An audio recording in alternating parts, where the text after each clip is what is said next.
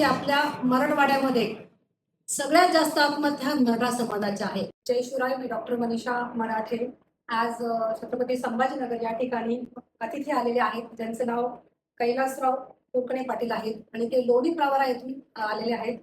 खरं तर त्यांनी आजची जी भेट घेतलेली आहे, विशिष्ट म्हणजे त्यांनी मराठा समाजाच्या चिंतनातून चिंतामुक्तीकडे समाज कसा जाईल यासाठी एक खूप सुंदर असं पुस्तक या ठिकाणी त्यांनी लिहिलेलं आहे आणि या पुस्तकामध्ये अनेक मार्मिक प्रसंग त्यांनी त्या ठिकाणी दिलेला आहे।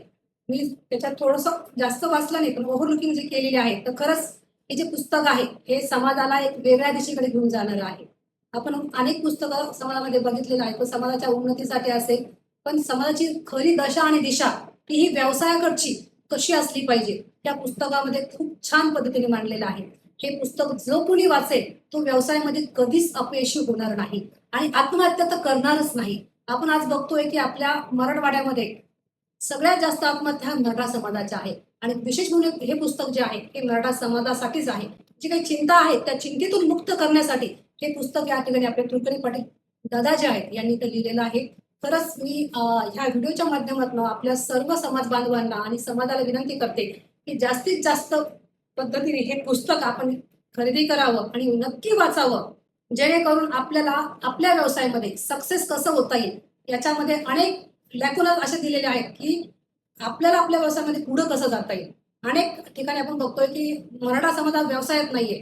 आपण बघतो आज आरक्षणाचा प्रश्न जरी सुटण्यामध्ये असला तरी नोकऱ्या एवढ्या नाहीये आणि नोकऱ्या नसल्यामुळे अनेक समाजामध्ये आपण बघतोय की काही मुलांना व्यवसायाकडे जावं लागतं। त्या दृष्टिकोनातून आपण म्हणतो की व्यवसाय कसा उभा करायचा, शून्यातूनही व्यवसाय उभा करता येतो, पण त्याच्यामध्ये सगळ्यात महत्वाचा त्या व्यक्तीचा दृष्टिकोन त्या व्यवसाय संदर्भात काय आहे तो ह्या पुस्तकात दिलेला आहे। आपण व्यवसाय करत असताना काही लोक डेअरिंग करत नाही, पण ती डेअरिंग कशी केली पाहिजे, त्या डेअरिंगसाठी आपला दृष्टिकोन कसा चांगला असला पाहिजे, कसा पॉझिटिव्ह असला पाहिजे, हे ह्या पुस्तकामध्ये खूप चांगल्या पद्धतीने सरांनी मांडलेलं आहे। नक्कीच हे पुस्तक आपण वाचावं। मी फक्त त्याची प्रस्तावना वाचली आहे, तरी मला खूप चांगलं वाटलं की कोणत्या गोष्टी आपण व्यवसायात टाळल्या पाहिजे आणि कोणत्या गोष्टी व्यवसायात केल्या पाहिजे ते याच्यामध्ये सरांनी मांडलेलं आहे। खरंच मी आज खूप आनंदी आहे। हे एवढं सुंदर पुस्तक आपल्या समाजाच्या उन्नतीसाठी, प्रगतीसाठी, समाजाला दिशा देण्यासाठी सरांनी या ठिकाणी लिहिलेलं आहे। खरंच सरांचं वय 56 वर्ष आहे, तरी या वयामध्ये ही उमेद असणं खरंच खूप चांगली गोष्ट आहे।